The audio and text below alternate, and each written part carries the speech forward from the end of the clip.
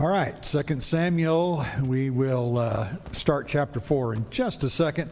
We'll get a little caught up there on that last paragraph. Michael said you didn't get a chance to talk too much about the last paragraph, chapter 3. So we'll look at a couple of things with that and then plan to do chapters 4 and 5 here this evening. Of course, we're in the period of time where there's a transition. King Saul has died, and Abner, the captain of King Saul's army, has placed Ishbosheth, the son of Saul, as the next king over the northern kingdom. David is reigning in the south. He is going to reign there about 7.5 years and stay in Hebron, but then of course will transition to taking over the whole kingdom. In the meantime, we have Abner here getting quite upset with Ishbosheth because he was accused of taking one of Saul's concubines for himself. Whether or not he did that, we're not really told, or whether it was just an accusation. But that pretty well did it for Abner. He'd been pretty frustrated anyway, apparently. And so he decides to unite the kingdom, and he comes to David and they make a covenant, and he's going to bring Israel to David. And then, of course, Joab, who hears about this when he gets back, is extremely upset about it, and he and Abishai, his brother, murder Abner. So let's review just a little bit. How do you who's Joab? How do you identify him? He's the nephew of David. He's what? The nephew of David. He's the nephew of David. So. And he's leader of their fighting. Yeah, he's top dog. He's going to be one of the mighty men that David has. All this. What's David's sister's name? Zariah. Okay, and so she had 3 sons: Joab, Abishai. Who was the one that Abner killed?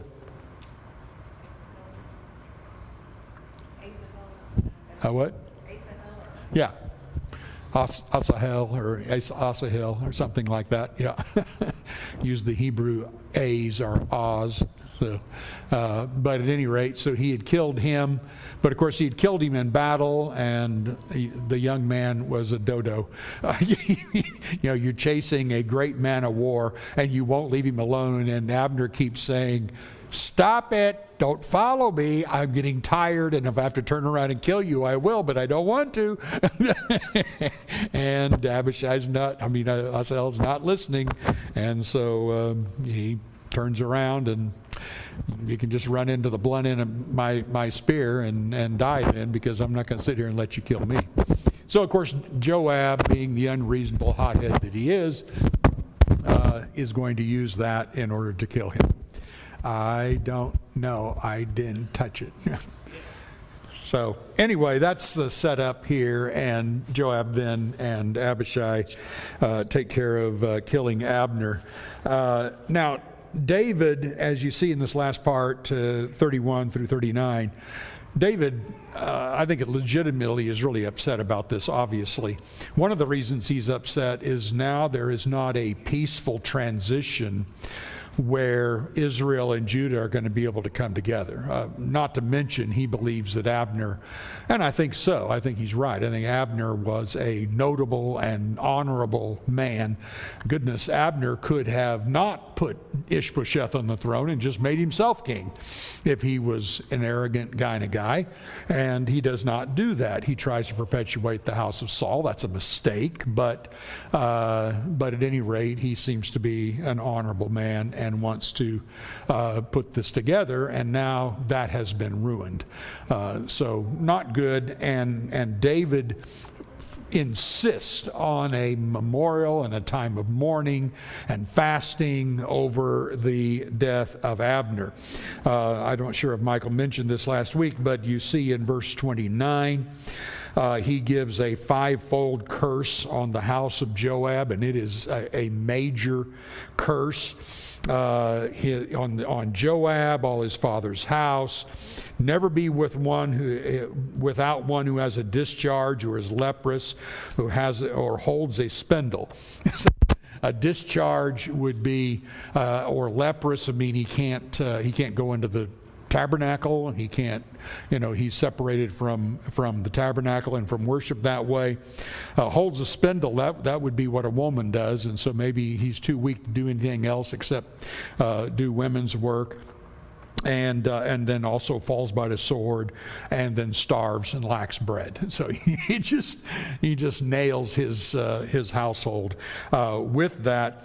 And then you see down in verse 39 where he says, "And I was gentle today, though anointed king. These men, the sons of Zeruiah, are more severe than I. The Lord repay the evildoer according to his wickedness."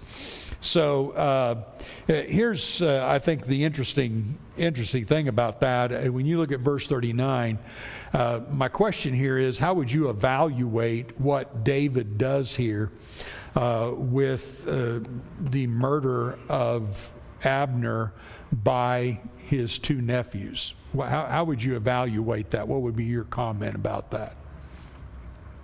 I mean, we're basically evaluating David as king and judge right now, so how do you look at that? Michelle's going, not good. Why not? Yeah, you would have, it seems that there's some family favoritism.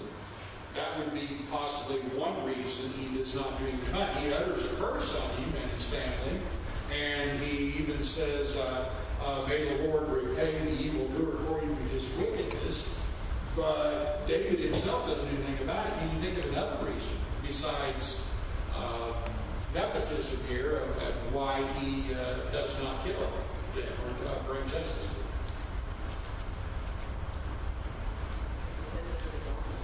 Pardon? I'm sorry. His military force.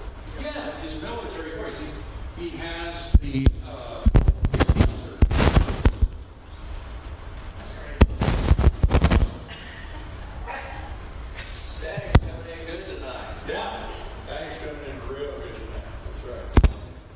Move.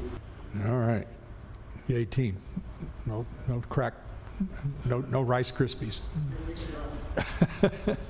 Okay, so David here has two of the best soldiers around. I mean, these guys are amazing, and as we read about them, they are very, very powerful in battle. They can just do anything, and they are his best men. If I were David, that would be the first thing I'd think of. Not so much that they're relatives. Now, maybe that's what David was thinking. But for me, I would be thinking, these guys, I would really miss these guys in my army because they are great men of war, and they're later listed as one of David's 30 mighty men.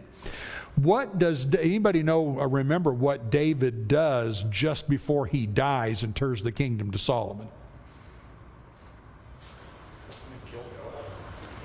Didn't kill him. He told Solomon to. That's right. He told Solomon to kill him. He said, "Don't let his gray hairs go down to the grave unpunished. You just do something about it." And when Solomon became king, Joab ran to the temple and grabbed hold of the horns of the altar, hoping he could get some mercy, and that didn't do him any good. So he finally did get his comeuppance, but David was too weak to do this. This is one of David's weaknesses that you see throughout his reign. He's just inconsistent, and he's certainly inconsistent when it comes with his own family. And that especially happens after his sin with Bathsheba. I think the sin with Bathsheba really disabled him as being able to act fairly toward his sons even. I mean, after all, look what you did, David, then you're going to turn around and do something about what Amnon did, raping your daughter, and what Absalom does and killing Amnon. And I mean, it is a disaster area, and he starts right here.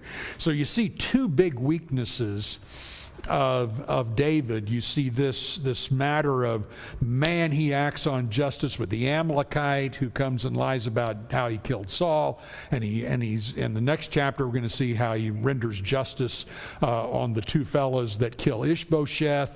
But when it comes to his own family, who does something just as bad, he just says, well, I hope the Lord does something about that. Not good. Just briefly, what about how a church handles discipline? How would you apply this? This happens, unfortunately, way too much.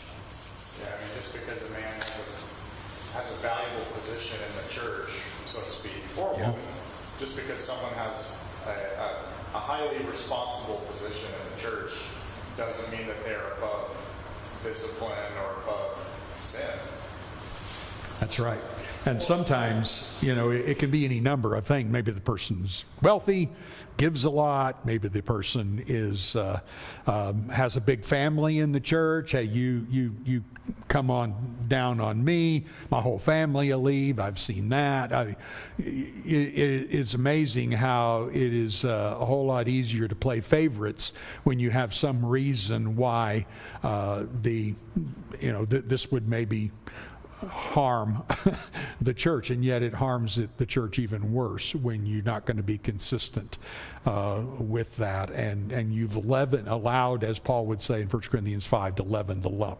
And certainly David has done that here. He set himself up for failure. It reminds me also of Isaiah 11, when God, when the first main prophecy about the Messiah is in Isaiah, when he says a shoot will rise out of Jesse, and he goes on to talk about the Spirit of the Lord upon him, and he will act in justice and render judgments that are true and just. And you're seeing this is a contrast to how most of the kings would have operated, and in this case, as good as King David is, even King David. All right, any concluding remarks then on chapter 3 there? Yeah. I think one of the ways it applies to the church or our families and things like that are David shows that he has a blind spot for those closest to him. And frankly, most of us do. Pretty easy. It's not like some uncommon thing that none of us deal with. And so, this is where concepts of, hey, justice needs to be handled, but I'm too close, so I need to recuse myself from this situation. Yeah. But I still want justice to be done. And I know that I may fail at that, right? Yeah. But I think those are sometimes concepts that we could embrace a little bit more to say, especially in our local discipline. Hey, I've known this family for 20 years and we're very close. I'm not the right person to do this, right? So I can use some help. I would disagree with that person because you would have the best influence on them if you acted. I think that depends, right? There are some people who you can do that with, and there are some people who you may be close enough to that you acknowledge that you might not deal objectively, especially if it's a conflict situation. You may accidentally have some favoritism. So instead of ignoring it or saying, well, the Lord will handle it or something like that, making certain that there is still a path where favoritism or those sorts of things can be removed from the situation are wise steps. Yeah, the reason I bring that because I know an eldership where his son was in that condition, and he recused himself, but wouldn't let the other elders. He wouldn't, because he wouldn't agree with what the other two elders, they felt disabled in doing anything, and it persisted in a horrifying result. So, there's a lot could be said about that. Yeah. All right. Chapter 4.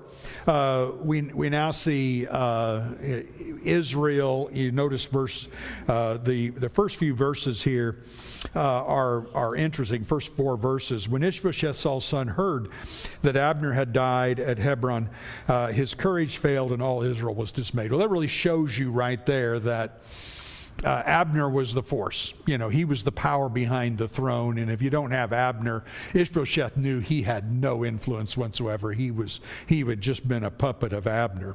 So verse 2, now Saul's son had two men who were captains of raiding bands. The name of the one was Baanah, and the name of the other Rechab, and of Rimmon, a man of Benjamin from Beeroth, for Beeroth also is counted part of Benjamin. The Beerothites fled to Gittim and have been sojourners there to this day. So you read all that, and I'm sure when you read it, you went, okay, let's go on. Whatever that is. That actually is really important here. Because what you find is that these guys are actually former, or not former, but of the Gibeonites. So does somebody want to tell me who the Gibeonites here are? Yeah, well, it comes to mind back in Joshua when they basically deceived Israel to cause themselves to be their indentured servants. Right. So they saved themselves from being wiped out with all the other Canaanites by pretending they've come from a long journey and want to come and serve God, and da-da-da-da-da. And this book of Joshua says they didn't inquire the Lord, and they accepted, made a covenant with them, and yep, you'll be our servants for the rest of your lives. And so they were accepted in Israel and had a covenant with Israel. Well, that's not I don't know if I have this on the screen or not. So they're connected to the Gibeonites. You see that in, I'll probably have that down here, in the book of Joshua. But the big thing is you compare 2 Samuel 21. You remember how in 2 Samuel 21, there's a famine in the land that's going on for 3 years. And David inquires the Lord as to why this is happening. It's because there's sin going on in the camp concerning the Gibeonites. And then it explains Saul, in his zeal for his own pride and notoriety, had gone and killed a bunch of Gibeonites and attacked their city. And God says, that has never been avenged. And so David goes to the Gibeonites and says, what can we do to make this right? And the Gibeonites said, we don't want money, we don't need any of that. We want 7 sons of Saul delivered to us, and we will kill them. And God was satisfied with that. Now, we kind of go, whew. But you remember part of the curse on Saul, and part of what God has said concerning Saul, as he does with any bad king, I'm wiping out your generations. You're done. And so that's how the famine is solved, and that's later in 2 Samuel 21. So you can imagine these guys are Gibeonites. Saul had attacked them. Now, does that give you a little understanding as to why they go kill Ishbosheth? Yeah, they're wanting to, get some on the good side with David, maybe get rewarded. That's probably one, but the other just is like icing on the cake. We get rid of a guy who was part of the house of Saul and who tried to kill us and came in and killed many of us, as a matter of fact. And so that is the reason that you have this little section here that explains what was going on. Okay, and then verse 4 also here the mention of Mephibosheth. Isn't that a great name? I want to know if any of you moms are going to give you one of your sons a name like that. It's kind of like Meher Shalal Hashbaz. You could do that too. But Mephibosheth, he's son of Jonathan. And it just happens to mention him, and how that he became lame when Saul died, and the nurse grabbed him at 5 years old and fled and dropped him. He broke his legs, broke his ankles. I don't know what exactly happened, but from that time on, he didn't recover, and he was lame. Can you think of any reason why the writer would just, plug that in there? David and Jonathan had made a covenant with each other. Yeah. In 1 Samuel, so David Wouldn't wipe out. That's right. So yeah, that's one thing. There's still this one man left that would be maybe in line to be king, and yet David and Jonathan had made a deal that he recused himself from being king, and yet Mephibosheth is listed here right after you see this this setup for when these guys are going to actually go and kill Ishbosheth. One other thing that you could think of would be that the writer is saying that once Ishbosheth is dead, all that's left is a lame 12-year-old boy. And so this pretty well takes care of the house of Saul. It is pretty well wiped out and is not going to be able to challenge David as king. So this becomes the end of that then. So that's basically the idea. Now, when you see the death of Ishbosheth, you notice they go into Ishbosheth's house, pretending that they are going in to get some wheat, and they find him taking a nap in the afternoon, and they just go and kill him. Where do they stab him? In the stomach. That's how King Saul died. That's how Abner died. So a stomach wound. Do you know why that's really, really bad? Kills you slowly and painfully. That's exactly right. It doesn't happen quickly. Kills you slow. We're going to see that with Amasa later on, who is killed that way as well. And they just, you just lay on the ground and wallow in your own blood till you die. It's an awful way to die, and so it's the worst. It's also completely intentional. You're staring the guy face to face. That's right. As opposed to what Abner did to Asahel was from behind. Yeah. Yeah, same kind of thing. So really bad. And then they cut his head off. Okay, remind you again of Saul. Same sort of thing. So there's parallels here, these similarities in how this takes place with Saul's death and Ishbosheth's death. And the first 4 chapters then are set up somewhat like an inclusio, where you have it just bookended. It starts with the death of Saul and how he died, and then it ends with the death of Ishbosheth, how he died. And there's all these similarities, and there's even similarities in those who go and report it.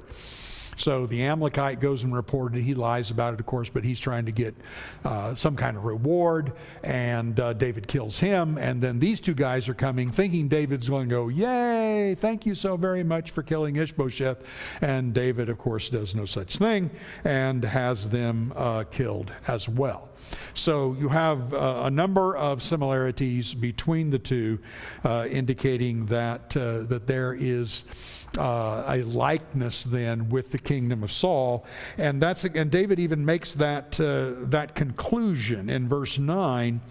David answered Rechab and Baanah, his brother, the sons of Rimmon the Beerothite, as the Lord lives, who has redeemed my life out of every adversity. When one told me, behold, Saul is dead, and thought he was bringing good news, I seized him and killed him at Ziklag, which was the reward I gave him for his news. How much more, when wicked men have killed a righteous man in his own house on his bed, shall I not now require his blood at your hand and destroy you from the earth? And David commanded these young men, just like he had done with the Amalekite, and they killed them and cut off their hands and feet and hanged them beside the pool of Hebron, but they took the head of Ishbosheth and buried it in the tomb of Abner at Hebron. So David then repays them in the same similar way as he had done with the Amalekite who had reported that he had helped Saul die.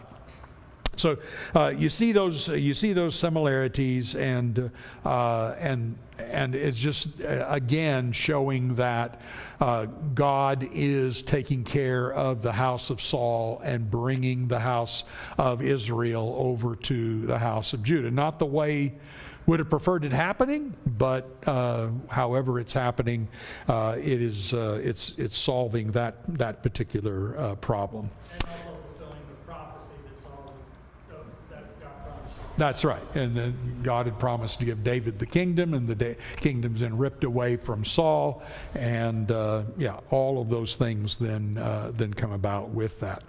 Might mention one other thing here. Do you notice how the difference between how David with the Amalekite referred to taking the life of Saul compared to how he speaks to these two men about taking the life of Ishbosheth? Yeah, he doesn't say the anointed. Like he did with Saul, he says, what gave you the right to kill God's anointed? Here he does not call him God's anointed. He refers to Ishbosheth just as a righteous man, which would just indicate he was an innocent man. You just killed him in cold blood. So he says, we're not allowing that. And of course, our first thought is, wait a minute, isn't that what Joab did?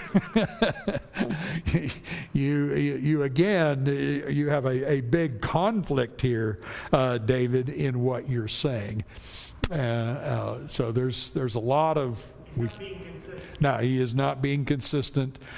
You want to be a good dad, a good mom, you got to be consistent. You want to be a good leader, you got to be consistent.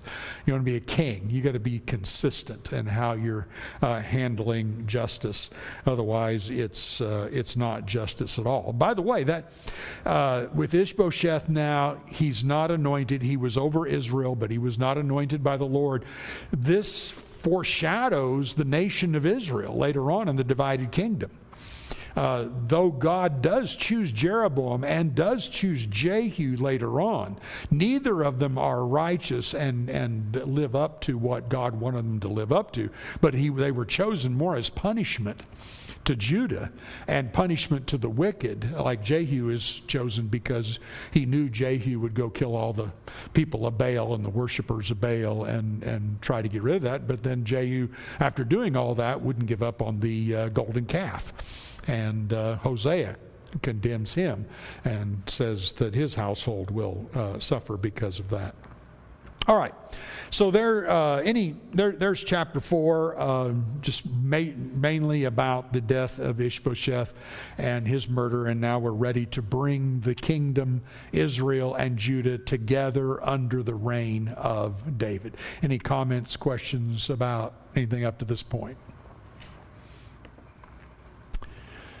All right, so let's go on then to chapter 5 here, and I want to point out that 5 through 8 is a section here.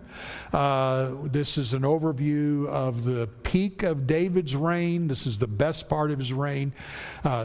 David just can't fail during this time. God is with him through the whole thing. Every battle he goes out in, he wins.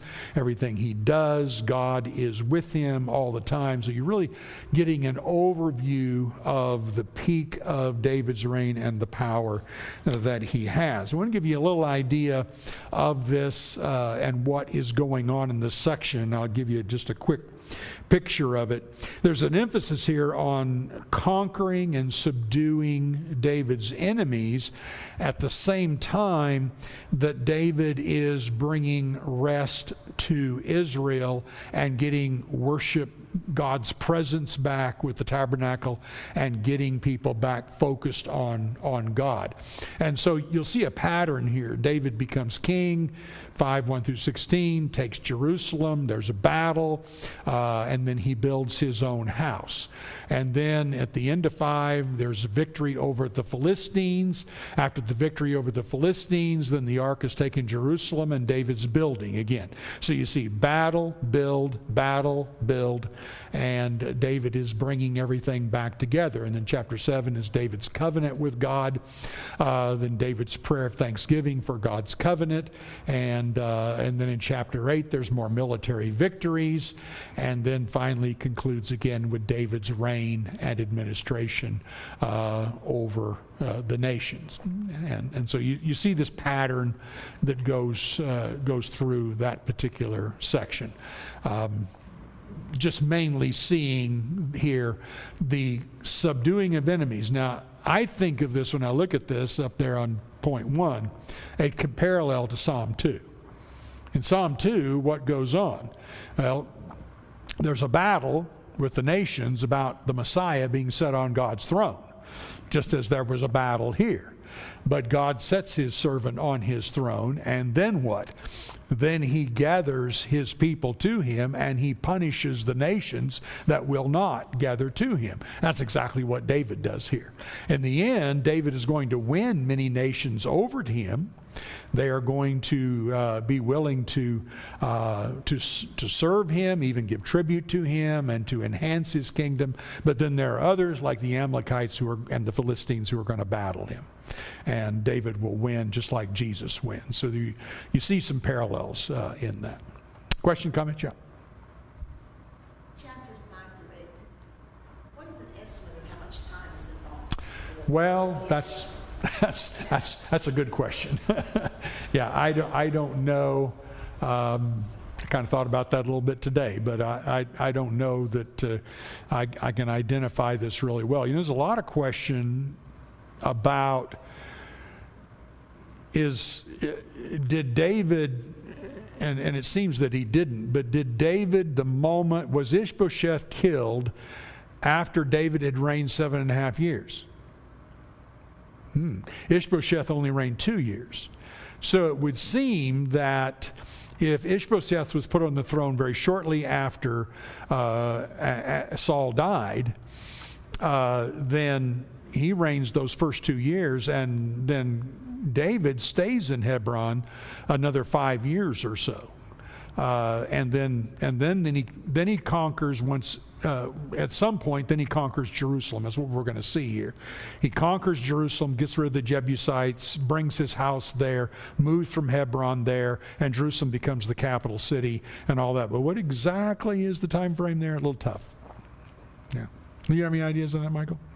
Well, what you just said there, one of the commentaries I was reading was saying that the 2 years of Ishbosheth's reign might have been at the end. Might be the end.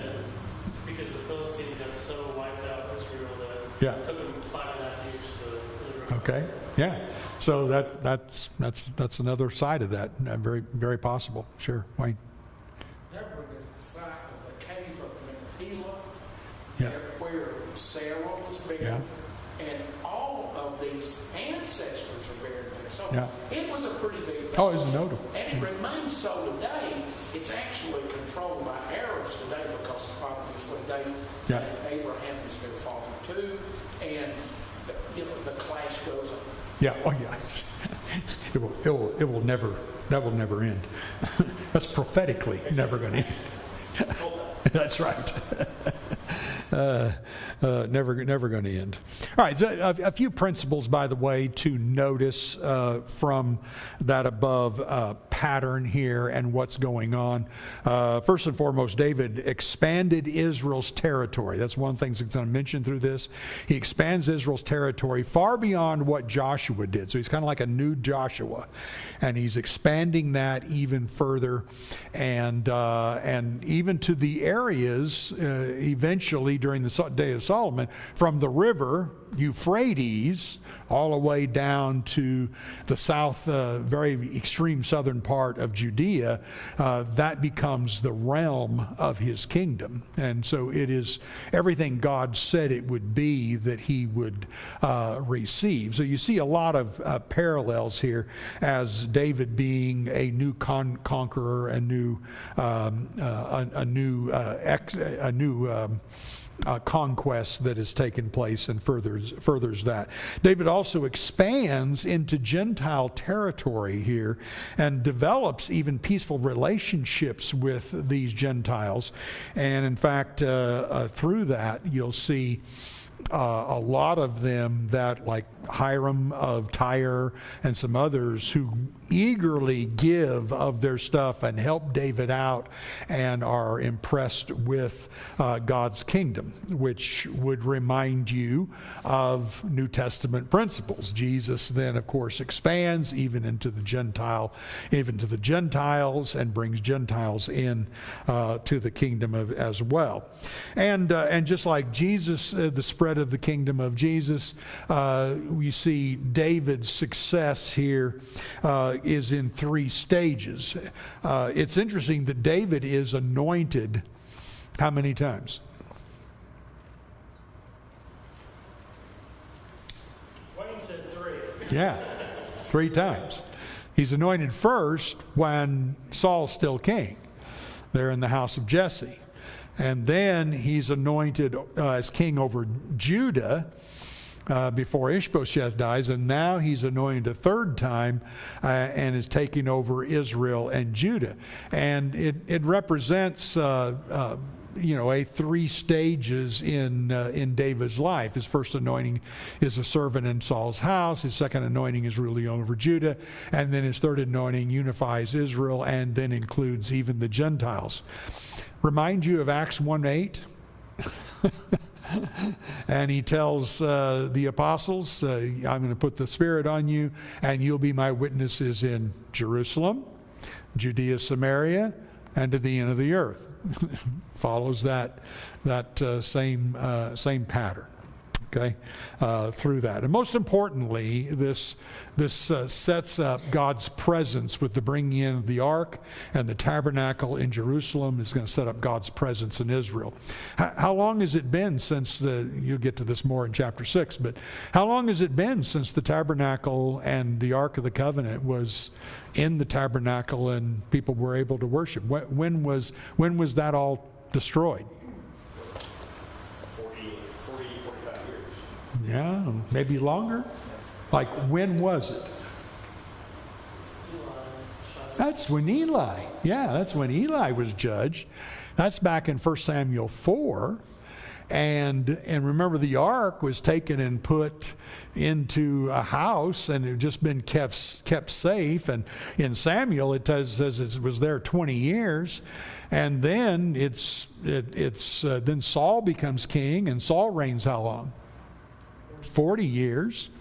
And now we have David, and he's reigned, how long here? 7 to 10 years at this particular point, something like that, after he conquers Jerusalem.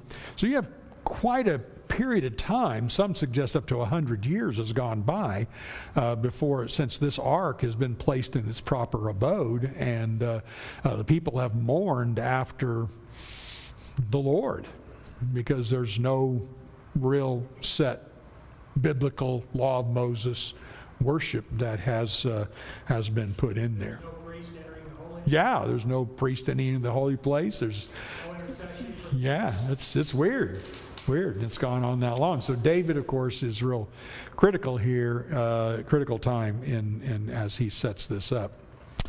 Okay, so briefly, I don't have too much time here, but in 5, these first 5 verses here, you see this 3rd anointing of David.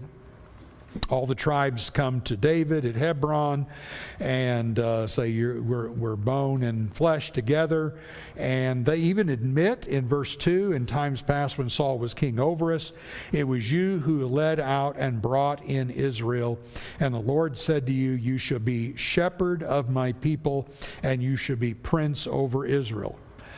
What do you think is interesting about that verse? Maybe a couple of things.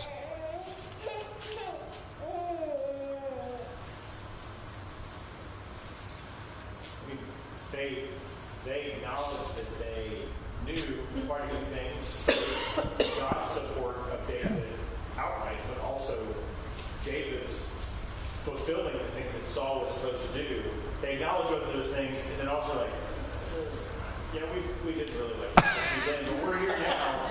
Yeah, we're here now. We're here for you. Yeah, yeah. Now that you get everybody else. Right. They acknowledged that God had, they knew this. You know, that wasn't something secret, apparently. They were quite aware that God had chosen David over Saul.